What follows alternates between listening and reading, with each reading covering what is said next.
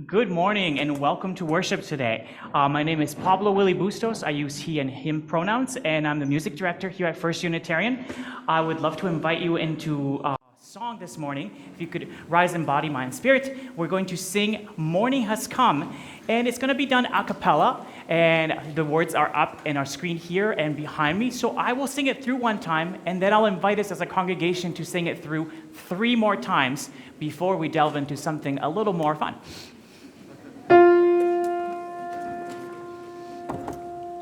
So, this is the first time through. Morning has come, night is away.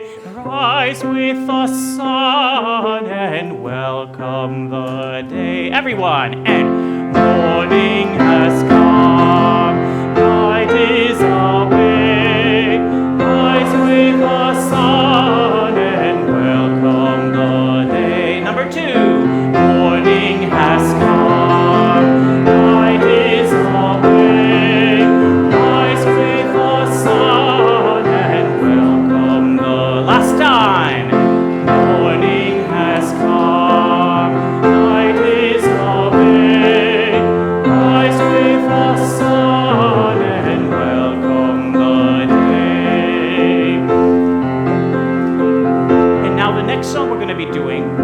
Be a little bit familiar to some of you, maybe not to others, but I invite you to join in singing. It's Here Comes the Sun by the Beatles.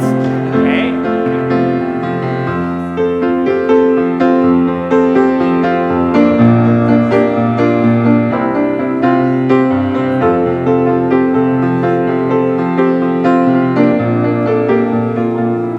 Ready? And here comes the sun, doo-da-doo-da. Here comes the sun, and I say, it's all right. Little darling, it's been a long, cold, lonely winter. And little darling, it feels like years since it's been here. Here we go. Here comes the sun. Here comes the sun.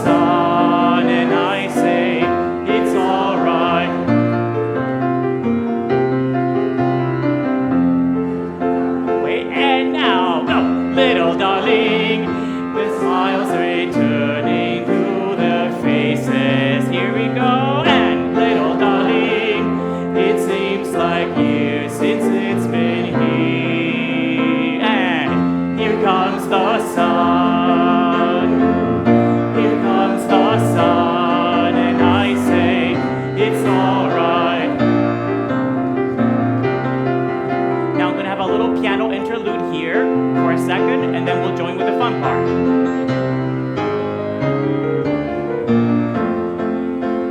Ready and sun, sun, sun, here it comes. Sun, sun, sun, here it comes. Sun, sun, sun, here it comes. Last time and sun, sun, sun, here it comes.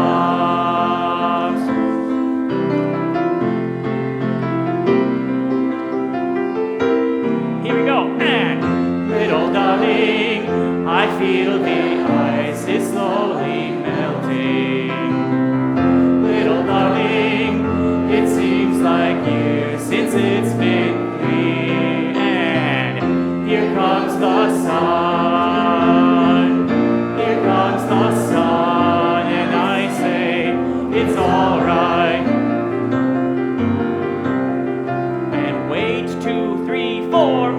Here comes the sun. Here comes the sun, it's all right, and it's all right.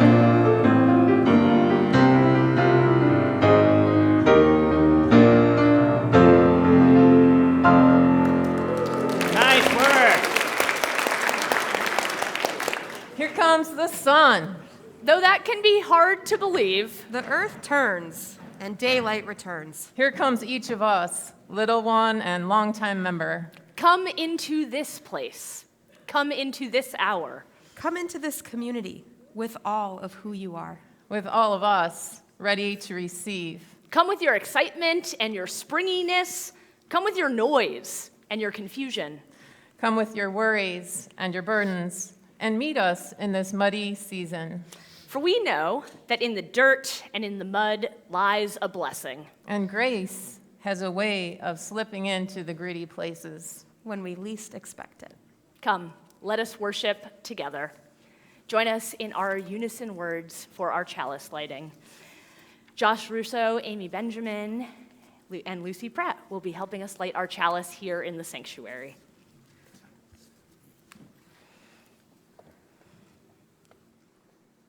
Gift for which we are grateful. We gather in community to celebrate the glories and mysteries of this great gift.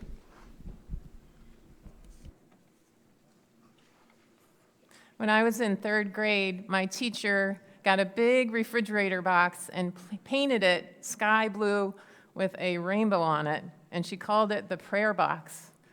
And any time that any of us needed a quiet space, we would go into the prayer box.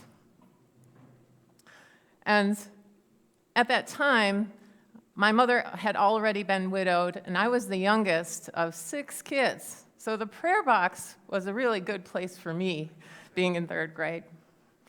Here at First Unitarian, we don't have prayer boxes in all the rooms upstairs. What we do have is called the Community of One, and there's one right in this space.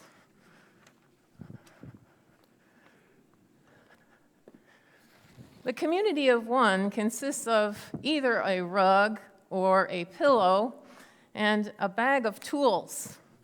And in this bag, a child or youth might find, oh yeah, we all know what this is, a fidget, some books that we might want to read.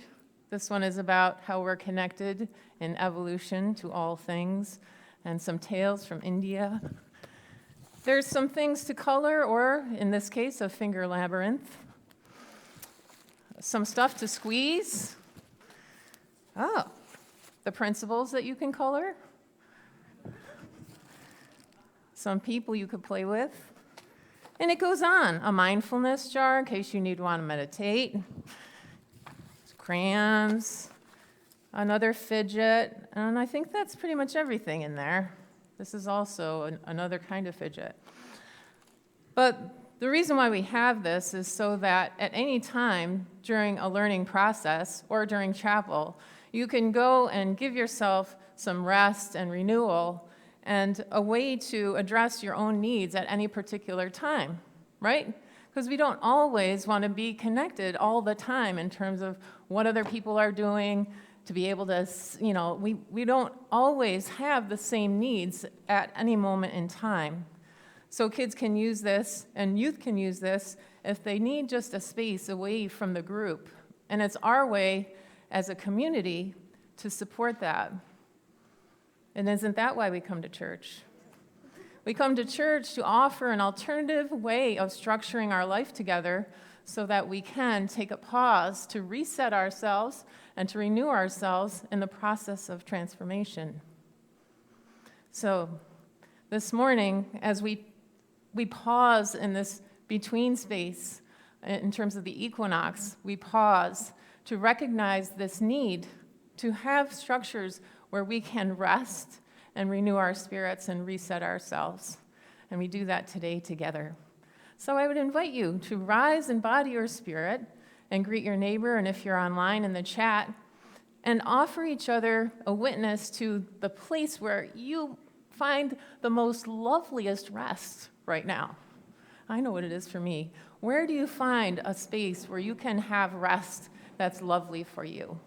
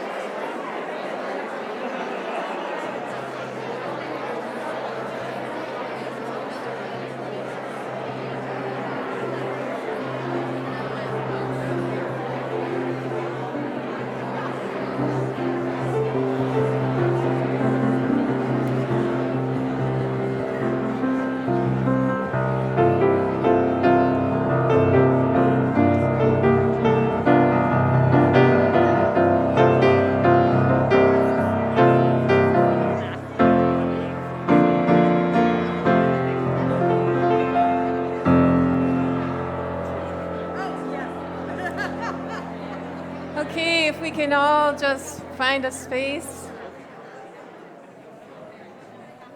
and just offering gratitude for the partners that you found either here or online, and just some gratitude for those places, appreciating them for ourselves and for each other.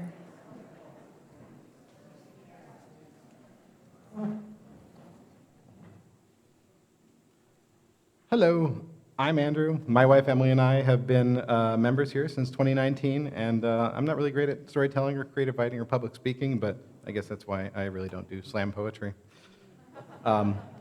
Technology has been, for me, omnipresent in my life. Computers are the tool that I had used in my entire upbringing to help me succeed, to help me get through school, to grow, and they led me into my career as technology leader in an online store. I'd say it's fair to summarize that technology has been inseparable as part of me and my life. And talking about the times I've put technology down is close to impossible. My wife Emily and I, when Emily originally met, we connected through online dating. We eventually married, and after buying a home, our conversations turned to our family. This led to many long discussions about how we'd be the perfect parents, how our family, our fantasy kid would never eat fast food. They would never have iPads or tablets, and we'd definitely never put them in front of the TV with the intention of stealing back what little free time there was and any sanity we could. And then we actually had a kid. And then as soon as she started becoming a little person, there was the pandemic. And so we were thrown into a world where technology was now our social lifeline, where work from home meant rarely leaving the house, and sending our daughter to daycare or preschool was off the table. And in its place, we called on the incredible range of streaming and educational content available on the internet and on our tablets to help our daughter develop and grow in ways that she would otherwise have been unable. We have several high-risk family members, and so we wholeheartedly embrace Zoom holidays, FaceTime dinners, regular video calls with our family and friends. Rather than visiting them, we'd pull them up on the screen and just have meets in the house. Speaking entirely of ourselves, Emily and I forged entirely new friendships that have been lasting ever since on Rochester local chat groups, which really helped prevent us from ever falling into the trap that a lot of people fell into, social isolation and hurt from having not seen people or having not connected, which is honestly ironic for anyone who knows us, given how almost asocial and introverted we normally are. And of course, there were also the weekly services shared here with everyone. These tools only really helped grew in our lives ever since, and have become part of the core of our new normal. My 4-year-old, in fact, now owns more iPads than all of us. It's a parenting goal achieved. All this is to say, I'd be lying if our family was not fundamentally dependent on technology. However, it's important to acknowledge that there are times where it's better to disconnect and be together without Reddit, Discord, FaceSpace, or the TikToks. Modern technology is a means to learn, share, and connect, but it's not itself a substitute for real human interaction and connection. Well, my daughter can play games all day on her tablet. What we talk about every night when she's going to bed are not the games that she's played there, but the stories of us playing restaurant, of us building a town with Legos and blocks, throwing a dance party, or cobbling together crafts from anything, whatever we can find in the house. These are the experiences that we build and that really last a lifetime.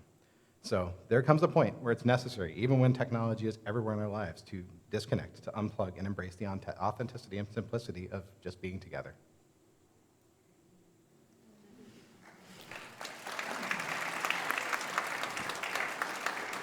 Here at First Unitarian, we're obviously not anti-tech. And those of you who are joining us online by Zoom or later on YouTube, we're so glad that you're here. And yet, life requires balance. On the spring equinox, where we celebrate the day that is equally light as it is dark, we know that life requires many things of us, and rest and disconnecting is one of those things. And so I invite you, if you're online, don't disconnect right at the moment. But I've attended Zoom church, and sometimes it's on my computer, and I'm also on my phone. So I invite you, if you're doing something like that, to put your phone away if you're online. And here in the sanctuary, this is completely optional, but I invite you to take your phone out if you have one, or if you have some other piece of technology that you sometimes feel like maybe you're a little too connected to. And I want you to hand it to someone else. And they're gonna be the people who make sure that you don't use it and are disconnected from it for the next 45 minutes or so. Completely optional.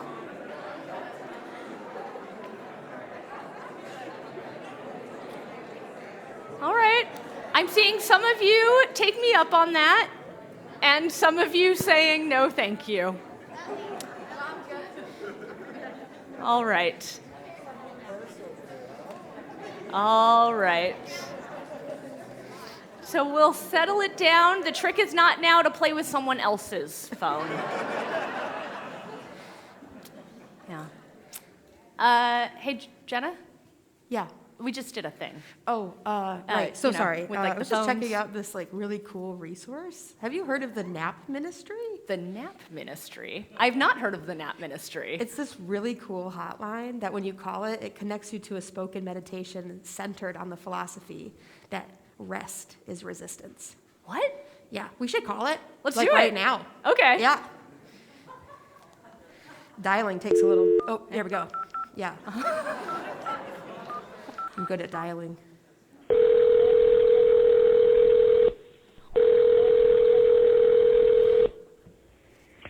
Hi, this is Trisha, your faithful Nap Bishop, and thank you so much for calling our Nap Ministry Rest Line.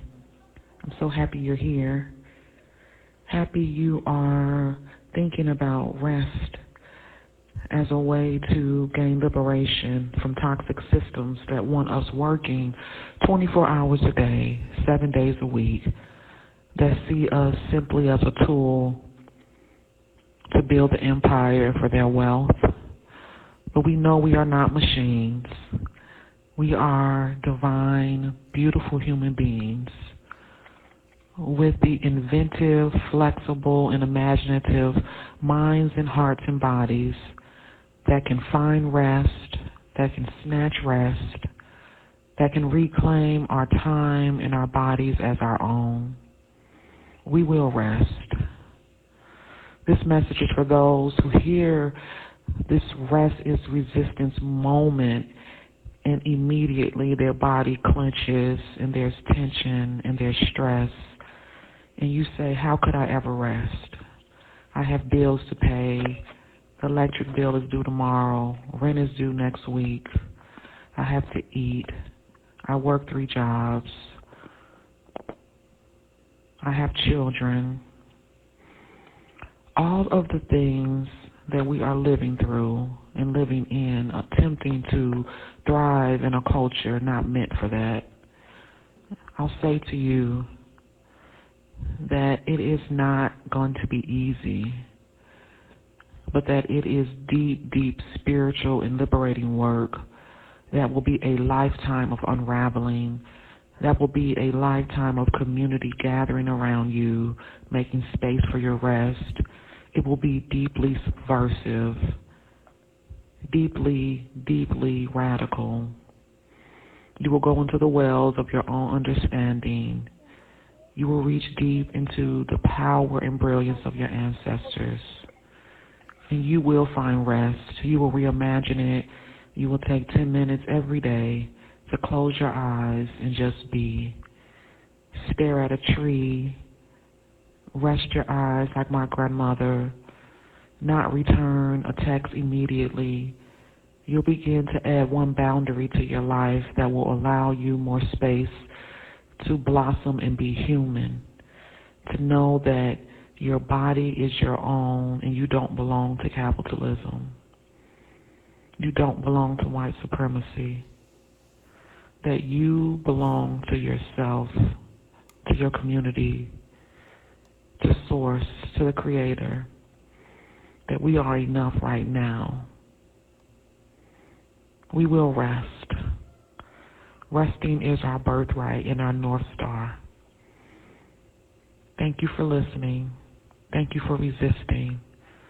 And thank you for trying your hardest and being inspired to thrive in this culture right now. We will rest. Hi, this is your Nat Bishop, and welcome to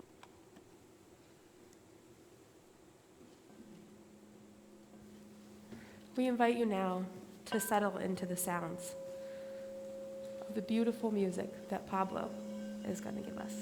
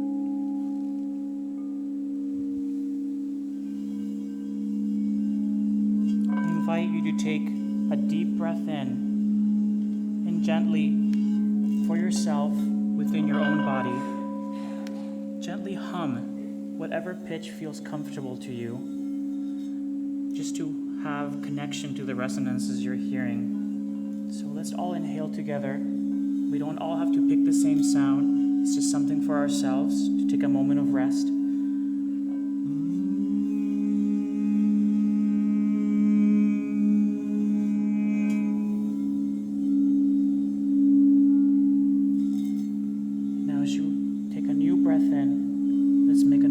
Together, gently humming, closing our lips while we exhale.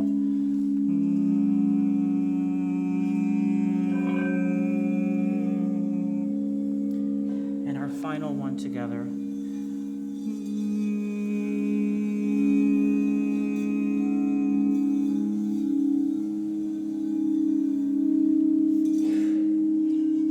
Let's take a couple more inhales here while the bowls finish their resonance when we come back to worship.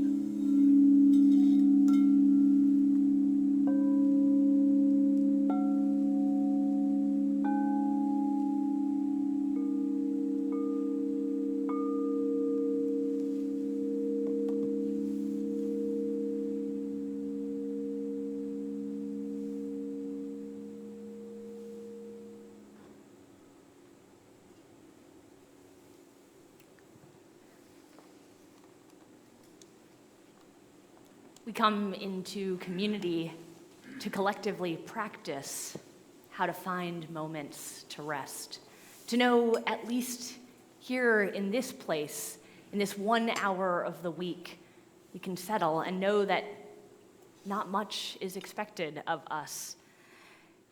Finding that throughout the week, though, can be more challenging for some of us. It can be easy to go from out the front door to wherever your day calls you to, and then from thing to thing to thing, until you rush and collapse into bed many, many hours later. I am sometimes this way. And, well, moving from New York City, my family was this way also. My wife and I moved here, and one of the things that she had to learn upon arriving in Rochester was how to learn to drive. We had been public transportation people for our entire adult life. And though I'm from Los Angeles and have a lot of experience driving, she had none. And so she learned to drive as an adult. And if any of you have learned to drive, and that's a few of you in this room, you might know that it is incredibly stressful when you first learn. There are so many things to remember and to think about, and also things are being asked of your body that are new. You have to grip this wheel, and even though nobody tells you this, you have to grip it with all of your might.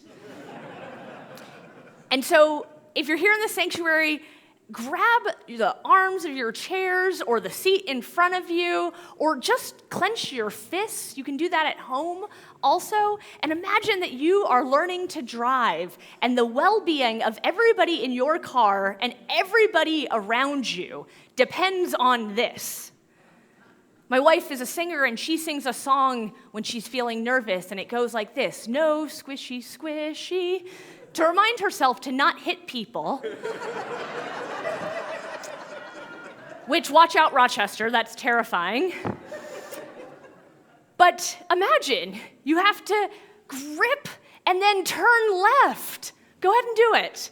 And if you have to turn the seat in front of you, well, so be it. Your neighbor will forgive you. And you have to turn right. And then you have to slam on the brake. And it's so stressful. And again, when you're a new driver, there's a lot to remember. And so, like no squishy, squishy, I found that my wife narrated all of these things as she was learning to do them. Turn left, turn right, brake. She didn't say slam, but she always did that. But then we got to a stoplight, and she said, now rest. And she dropped her hands from the wheel, and she shook them out, and her shoulders came out from around her ears. And I said, what? And she said, oh yeah, my driving instructor told me that. When you come to a red light, that's when you rest. I don't do that. I'm from Los Angeles. But I've now incorporated that into my driving practice. I don't grip the wheel with that same death grip anymore. And like many people who have been driving for a long time, I'll admit that sometimes I can forget that I'm even doing it. I just do it naturally, automatically. Like so much of my life, I go through the motions because I know how to do them, and I'm not necessarily even thinking much about it. So adding in this practice of now rest at a red light, it's been challenging for me. But that moment triggers something for me, a small, tiny spiritual practice. A few seconds, or in the case of the red light at University and Prince, a full 5 minutes. I've timed it. So I invite you to take our collective practice of finding rest and find something in your life that triggers this impulse in you. Not just your head hitting the pillow, and maybe a red light, but maybe not. Something in your life that reminds you, oh, you've got a second here. You don't need to reach for your phone or do something. Just rest.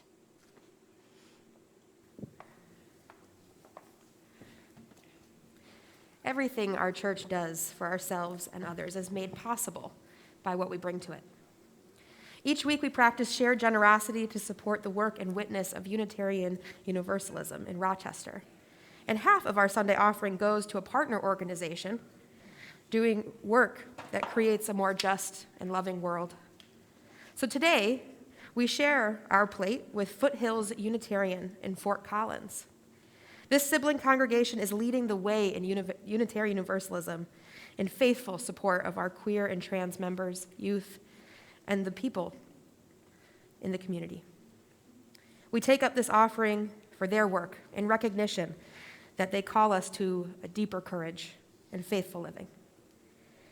In the spirit of abundance and generosity, our offering will now be received with gratitude.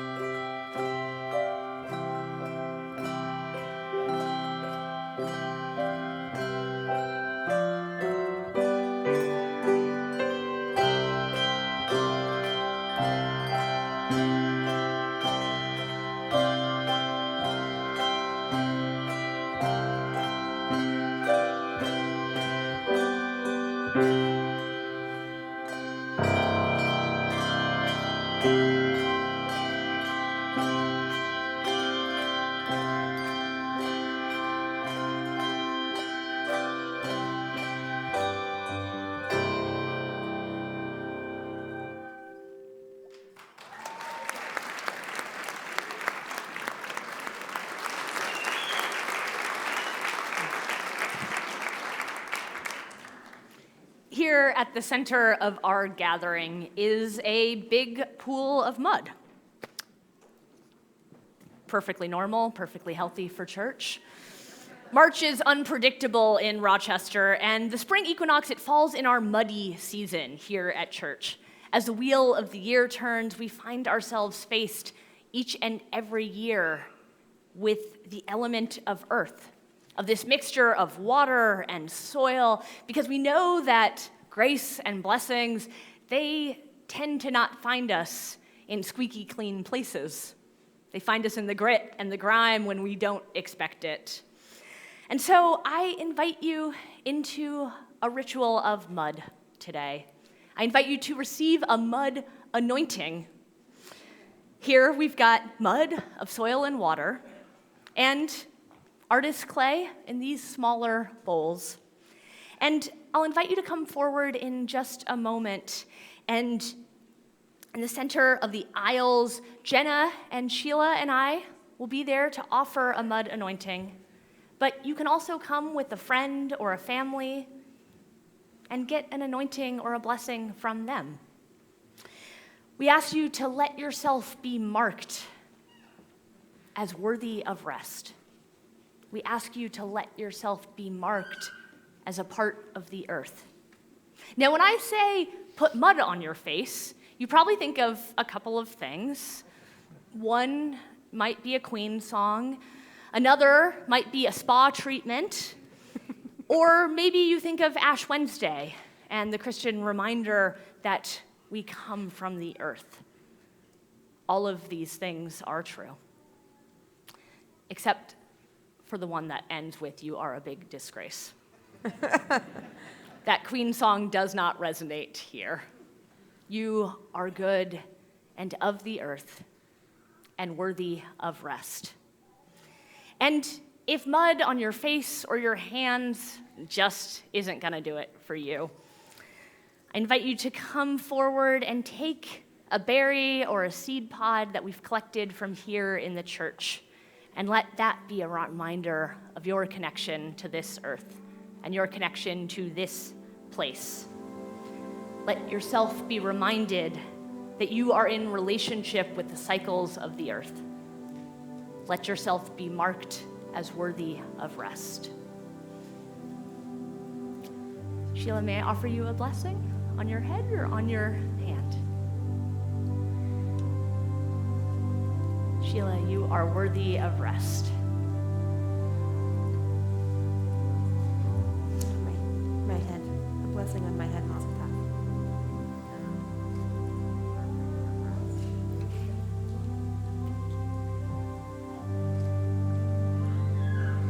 May I offer you a blessing of mud?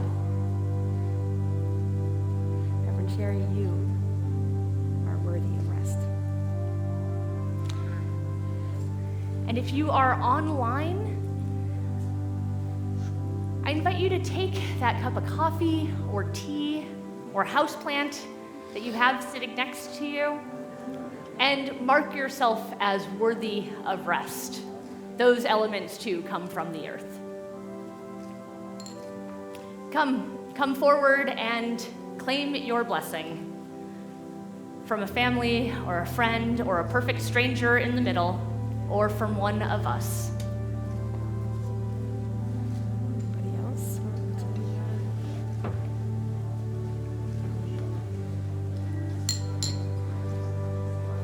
Would you like a blessing of mud? Where would you like it?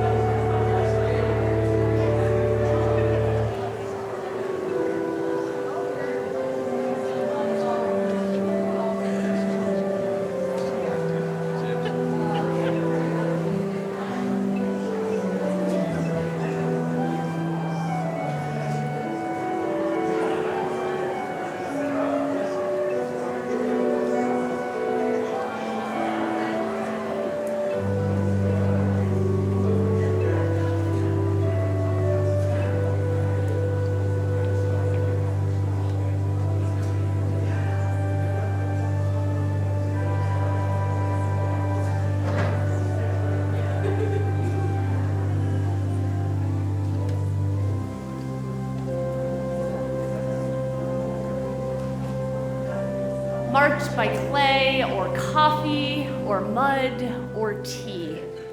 May you know yourself to be the recipient of blessings, blessings prescripted right there in the earth. May you, like a seed, know that the work that lies within you is often done unseen, unforced, and in warm and dark places. In this season of returning light, may you know the springiness that calls you forth in your soul, but may you know too the balance of rest. May you be blessed.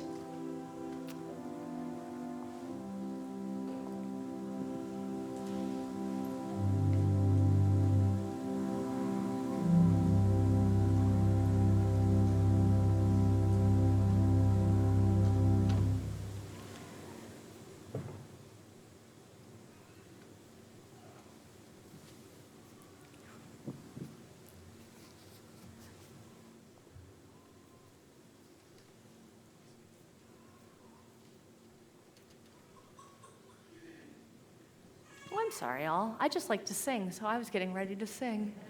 But let's extinguish the chalice, shall we? Oh, yeah, we're going to sing after we extinguish the chalice, so Lynn. Yeah, I know. You're like me. You like to sing. You were panicking that we weren't going to sing again. We got you. Pablo's got you. Yeah. So, together, though, we'll extinguish the chalice. It's like singing, but with fewer tones. Yeah. We're going to join in our unison words, and the terror of the flame will be overcome.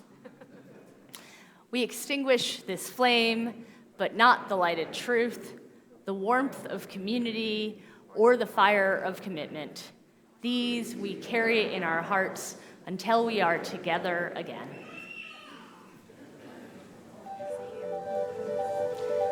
Please rise in body or spirit.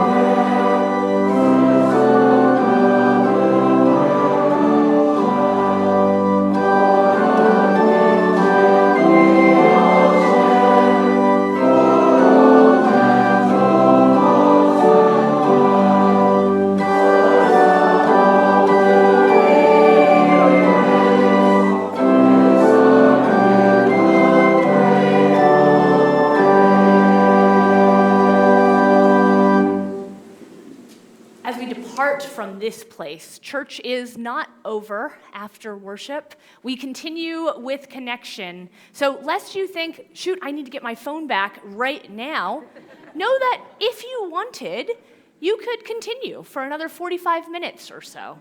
If you're online, you can join us in conversation, or you can meet with me and some of our co-planners talking about the eclipse that happens next year, the solar eclipse that will come through Rochester, and we're planning a few days of big events. So if you want to come get in on those initial conversations, you're welcome to join me. Shannon's leading UU 101. There is a room upstairs, the Thoreau room, where nothing is going on. It is a room for rest, and you go in and you do nothing. There's a group meeting outside. If today inspired you to get in touch with the earth, go for a hike with those folks in Washington Grove. Sarah Jackson is making egg shakers. If you were panicked that we weren't going to sing another hymn and you want to make some music at home, egg shakers are a great craft project for kids and adults alike. And there are plenty of ways to connect. There's a parents' connection? No, parents are connecting with each other in one of those events. So go ahead and get your phone back if you'd like now.